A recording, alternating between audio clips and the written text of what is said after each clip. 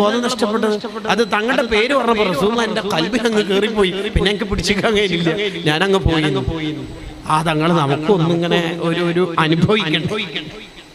അസ്സലാമു അലൈക അയ്യുഹൻ നബി എന്ന് അത്തഹിയാത്തിൽ സലാം പറയുമ്പോൾ വഅലൈക്കും അസ്സലാം എന്ന് മദീനയിൽ കേൾക്കാതെ ബാക്കി പറയാത്ത മഹത്തുക്കൾ ഉണ്ടായിരുന്നു ഇന്നലകളിൽ.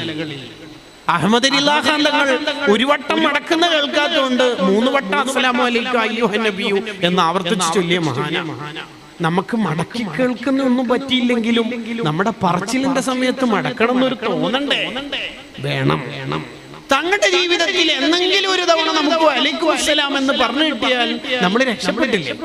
അവിടുത്തെ നുബുവത്തിന്റെ ചുണ്ടുകൊണ്ട്, ലോകത്തെ ഏറ്റവും ശുദ്ധിയുള്ള മനസ്സുകൊണ്ട്, ലോകത്തെ ഏറ്റവും വലിയ മുത്തഖിയായ തങ്ങൾ, ഏറ്റവും വലിയ തെറ്റുകാരായ നമ്മളോടെങ്ങാനും വഅലൈക്കും അസ്സലാം മോനെ അല്ലാഹ് രക്ഷപ്പെടുത്തട്ടെ എന്ന് പറഞ്ഞു കിട്ടിയാൽ നമ്മൾ രക്ഷപ്പെട്ടില്ലേ?